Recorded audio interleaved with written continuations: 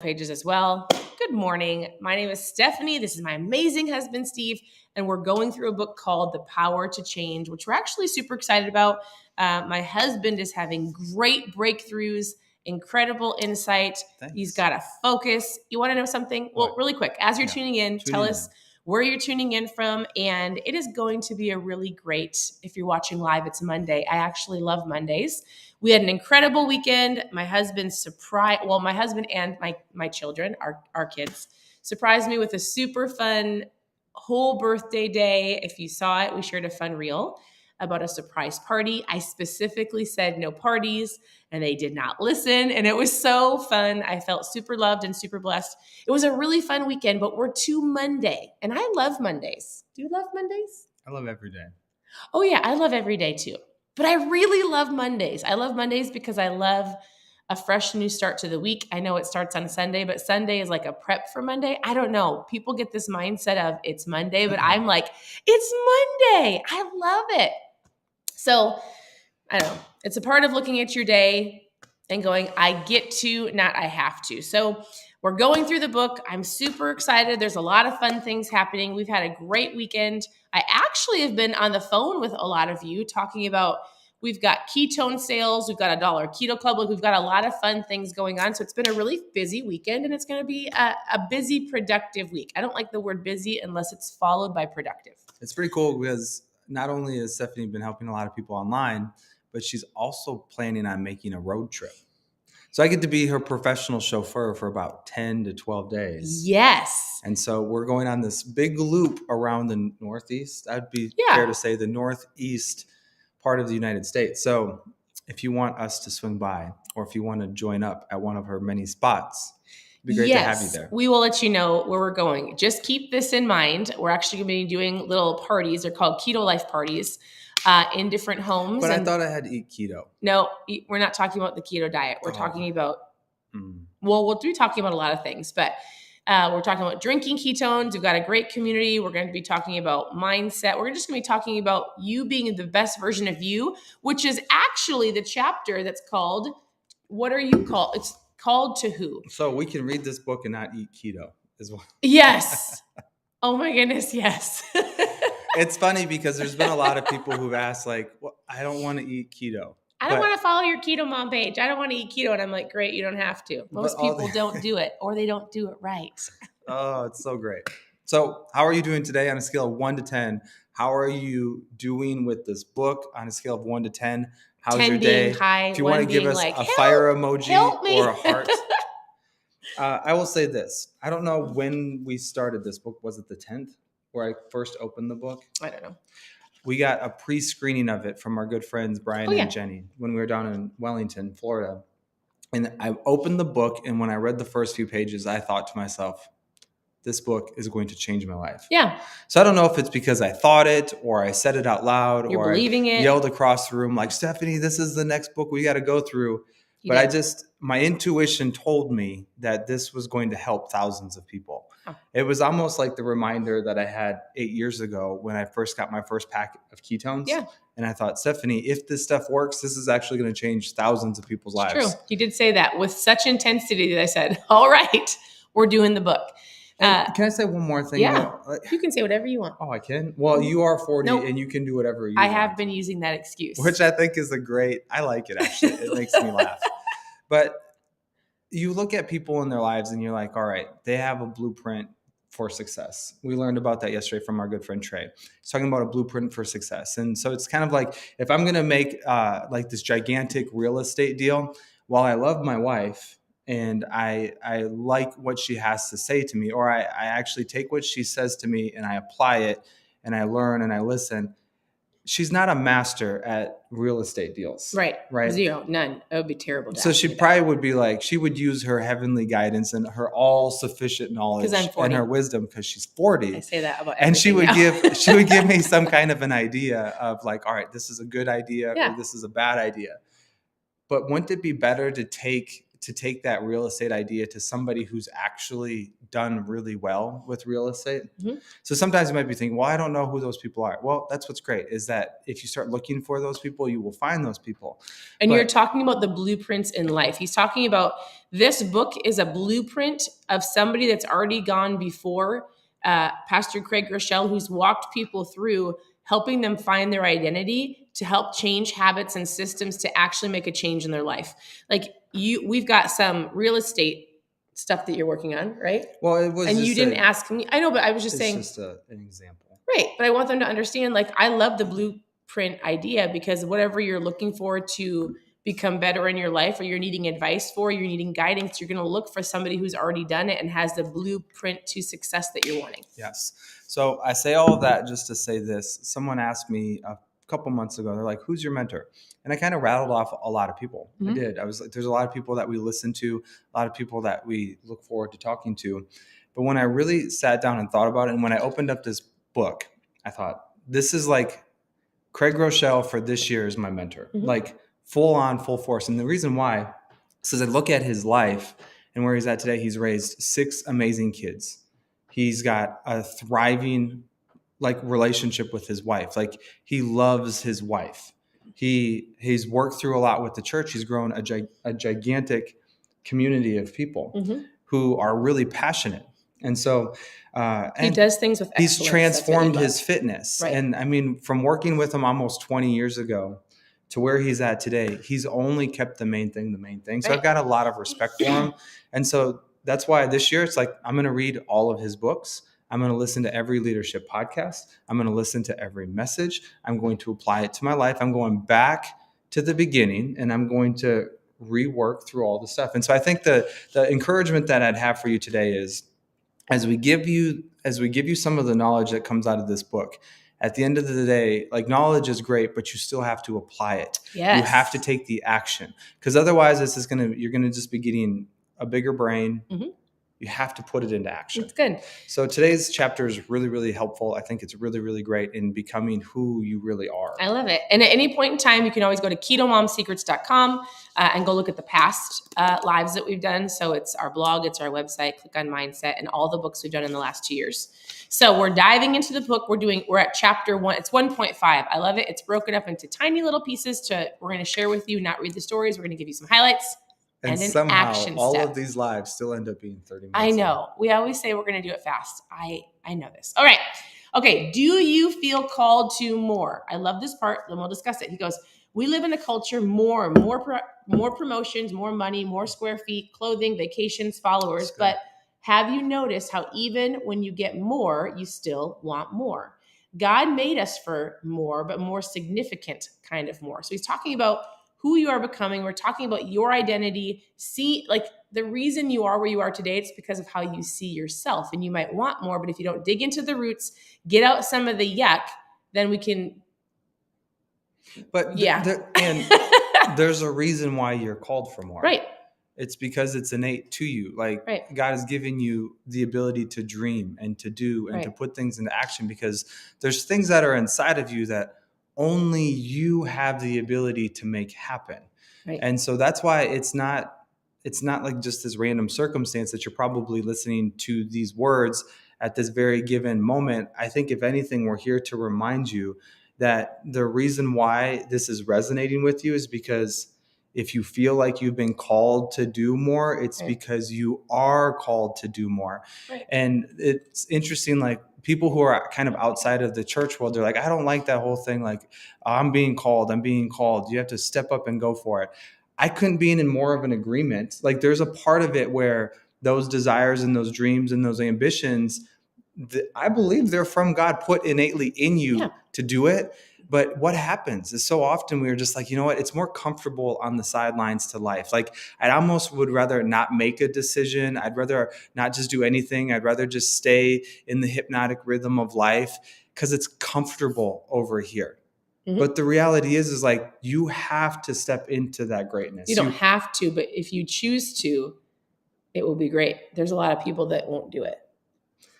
I would just encourage you, if you keep showing up to this, like, you want to. Yes. And if they want more in their life. But one thing you've learned from your mentor is, if you don't have to, like, you can get so overwhelmed with all of the things.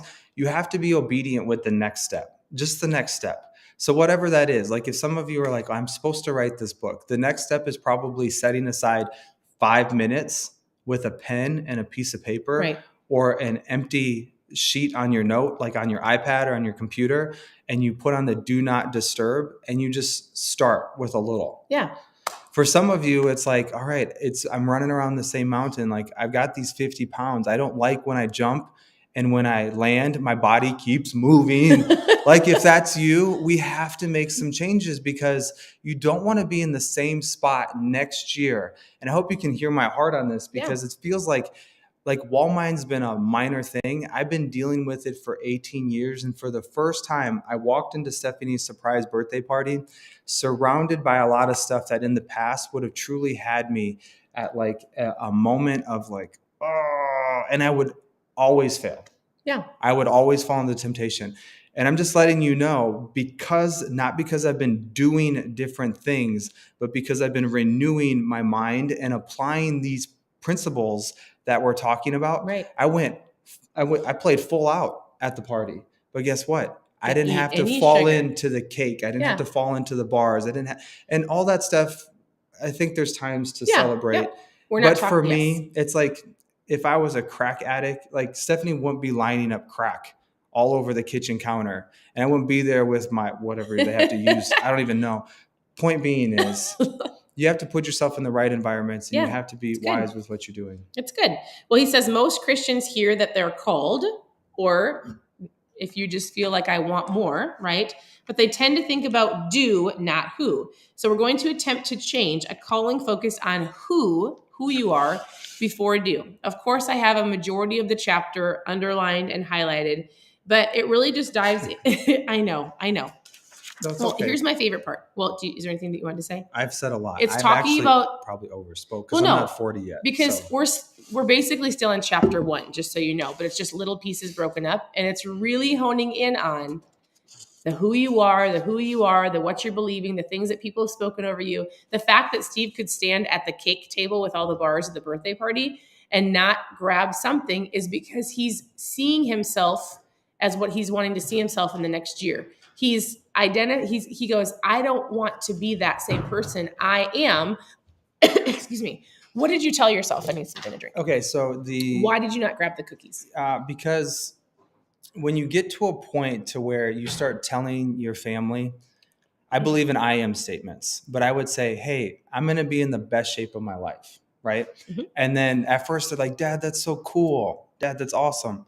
Around December, the end of before 2023 started, a friend invited me to run this mud run 15K. And when your entire family is like, Dad, you're wasting your $100. You'll never be able to do that. You're like, it's not about what you say. It's about like what you're modeling to your children. So it kind of got to a point to where it's like, when I told Stephanie, she's 40, alive, thriving. She's doing phenomenal in so many different areas of her life. And I'm not that much younger than her, but it's interesting. But I always tell my girls, I'm like, girls, I'm going to be in the best shape of my life by this age. And now what they do is they kind of just chuckle. Because for me, I can do the workouts. We had actually a very serious conversation about just children, I think it's an epidemic of what we're seeing inside of families with children being overweight. And it breaks my heart. Like when you're in your own little small environment and you're kind of surrounded by people, but when you break out of the bubble, or when you go to the airport, or when you start going to different places, you really start to see how people are hurting. And I don't know, I don't want to get into all of the reasons of why like kids probably are overweight, and why a lot of adults are overweight. And you may be looking at me and I'm like, maybe it would be different if like my shirt was like way out to here and it's rolling and all of that. But for me, like I said, my body, I want to treat it like the temple that the Holy Spirit resides in. So I need to take care of it. I don't want to be 55 years old and having a heart attack. Like I want to be the best me that I can be for my family. But I kind of joked about it for a long time because my actions were not lining up, because I really wasn't truly thinking like, oh, I can be somebody who honors my body. Mhm. Does that make sense? Yeah. Is this making sense? Yes.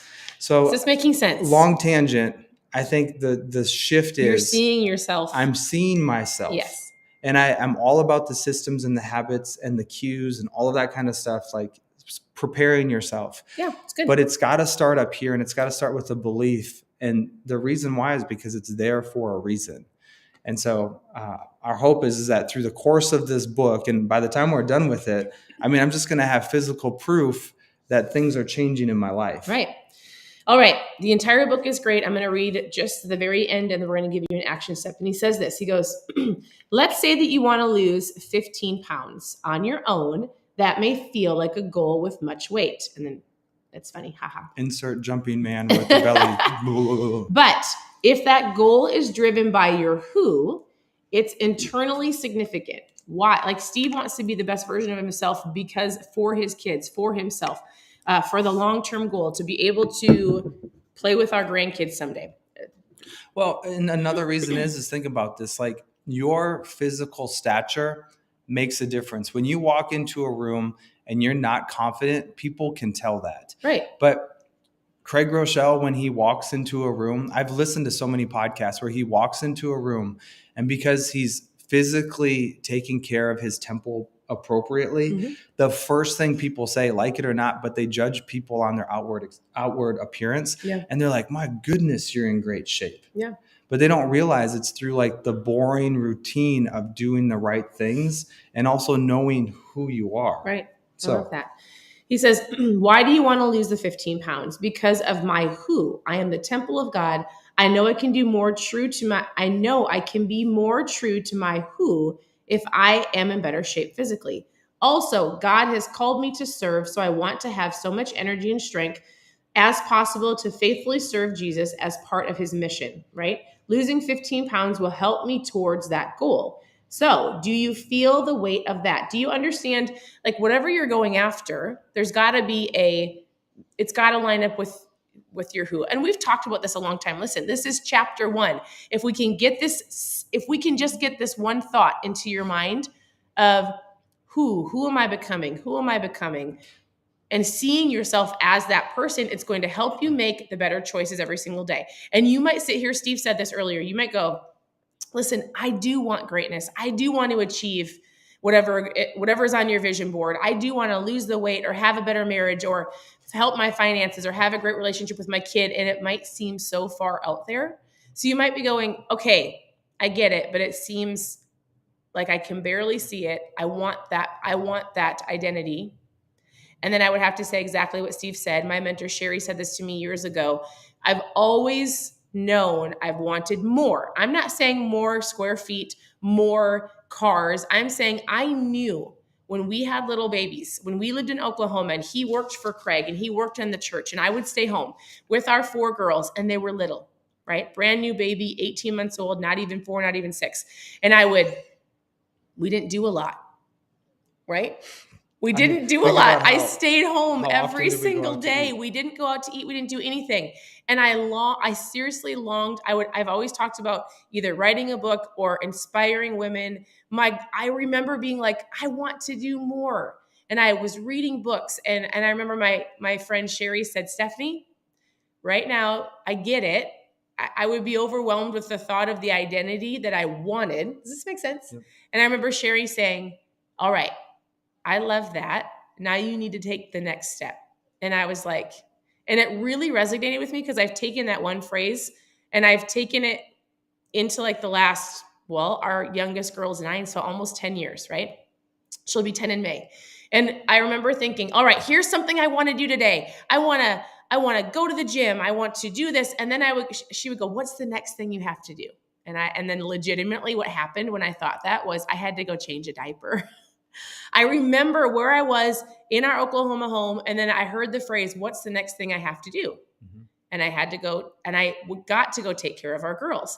And as I was working towards becoming a better mom, a better me, striving for the things I felt like God placed inside of me, I would hear Sherry's voice go, what's the next thing you have to do? And that might be for you. So you might go, I want to lose 50 pounds. I want to fix my finances. I want to have a better marriage. What's the next thing today that will come up? And it might be, you have to make the best choice possible with the next meal.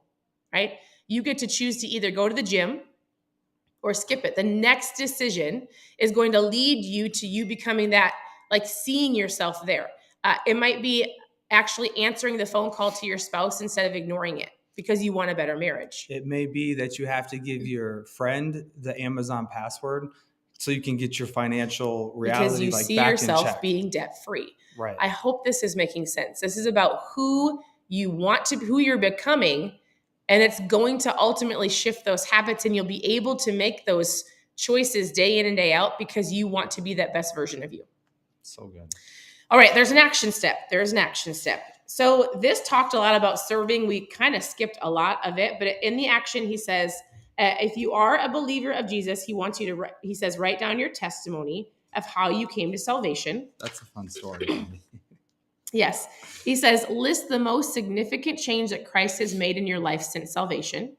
If you actually have, if you don't have a relationship with Jesus, I'll just tell you this. If you have, we talk about the spokes in your life. We talk about your spiritual spoke, your relationships, your work, your physical, and your finances. And if one of the spokes is broken, it usually affects the other spokes. And if you're listening to this and you have no idea, maybe you don't go to a church, you weren't raised in a church, or maybe you were and you were hurt by religion. If you're going, wait, I don't even know what you're talking about, send me a message because I'd love to talk to you more about that. And then he talks about what is your due? I need something to drink. Listen, we started the fireplace yesterday and my body does not like a fireplace. Yeah, I made a mistake. I started the fire and it just doesn't resonate well. We thought because she's 40, she could do anything. So we're going to be so I just put the fireplace on the TV. So we're just going to do that moving forward.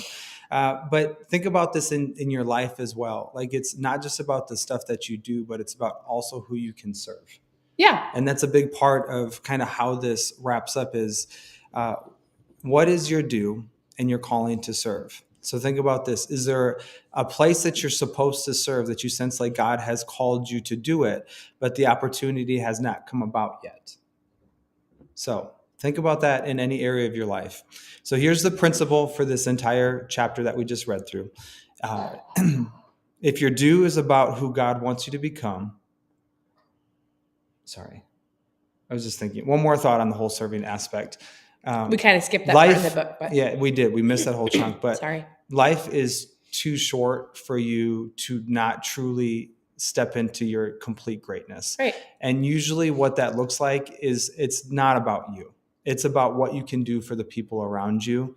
And it's interesting because it's like a lot of the stuff that the reason why Stephanie works so hard and helps so many people is because she's modeling service to serving others to our children.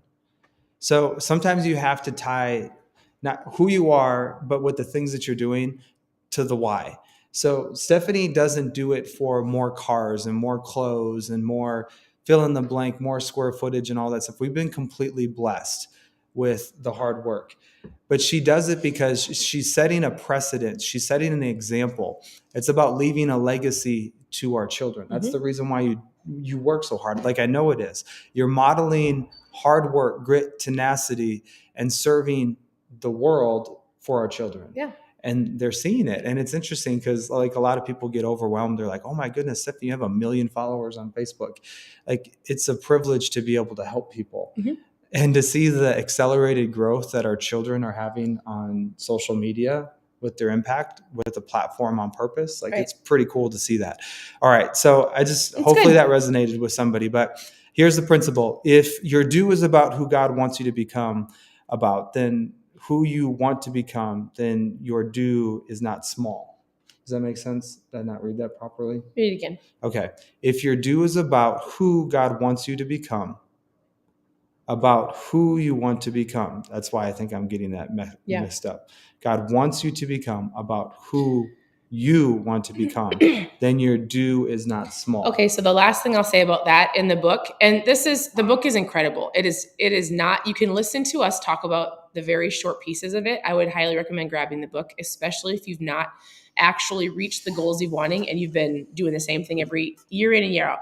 In the book, he talked about this. He goes, oftentimes people feel like there's something that you're called your identity and you're working on the things that you want to, but you might look at it and go, well, it's not really that big of a deal. You might feel like it's too small. You might feel like, well, Stephanie, Steve said there's 1 million followers on here, but maybe you're like, but wait, I really truly feel called to stay home and homeschool my kids. And like all he's saying is this: there's no small do for God. When you're doing what you legitimately are called to do and you're doing what you see yourself doing, it isn't too small or too big for him. It isn't about somebody looking at you being like, I can't believe you're doing that. That's not about this. It doesn't matter what anybody else says at all. There's no too small identity or too small action for God when you're doing it for him and doing it because of who you are becoming. Does that make sense? So good. And that's what it's about. It always starts with starting. You know what? With what you have. And it's typically a little. It's like, what can you work with right now? And it might not be a lot. And it's legitimately, I'm going to say most of you are here because you're on a KetoMom page and you think it started with keto. So it's probably you taking control of exactly what he's doing and taking control of your identity in your health area, right? And I would say this, the biggest slip up and the biggest reason why people might fail, I think social media is great. I love that we can come on here and have conversations with you, but this is also the reason that people don't see themselves as worthy or get frustrated or quit because of how easy it is to compare yourself to other people online. So good. I love social media. I love that we can reach out to you and have conversations, and I can call some of you and I can get on the phone with you and I can have conversations and legitimately give you some action steps to help you become the best version of you. But it also, if you cannot be on here and if you cannot come on social media and not find yourself comparing or being envious or being jealous or being angry, then you've got to remove yourself from that until you can work on your actual you. So good. Right? Or you need to probably delete a lot of the stuff that's in your feed and start filling it with the things that you want to become in a positive way. If I follow somebody, and listen, we're all human, and I feel, and it's not even on them. If I get frustrated or angry or I'm super competitive, so if it's a business thing, if there's certain people that I follow and I actually don't feel peace about it, and it makes me go down a route which I should control, I don't unfriend people. I just don't follow them. Like I will remove it from my own eyes, knowing that it's not about that person, but it's about me. And if it's not bringing me peace, I'll tell people, if I'm causing you to get angry or frustrated, it really shouldn't be about me, but unfollow me, right? If somebody else is causing you and you're looking at them with jealousy, unfollow them. Don't look at the page. Again, it's not about them, but it's something that you're working through. And so, you just have to control that part of it. That's it. It's good. All right. We are chatting a ton, so we're going to let you go. Thank you for tuning in. I feel like that was a lot. That was a lot. That was a big chunk of that little chapter. That was a little chunk, big chunk. So if this was helpful, thank you for the hearts. Thank you for the thumbs up. If there's somebody that you're like, oh, I really wish they could be hearing this, just tag them down below. Yeah. Share this message. It really means a lot to us. If you're like, I can't always catch these in the morning when you do them, just go to Spotify or on podcasts. It's KetoMom Secrets, but we post so many different episodes to her podcast. Yep. If you've got questions about her mom fuel in the morning, just send her a message. And honestly, we just appreciate you being here. Thank you for the value that you add to the community. If you see people who are leaving messages in the chat down below, don't be afraid to connect with people. That's what this community is all about. It's about being needed and known. And at the end of the day, we're all better together. Yes. So, thanks for tuning in, and we'll see you.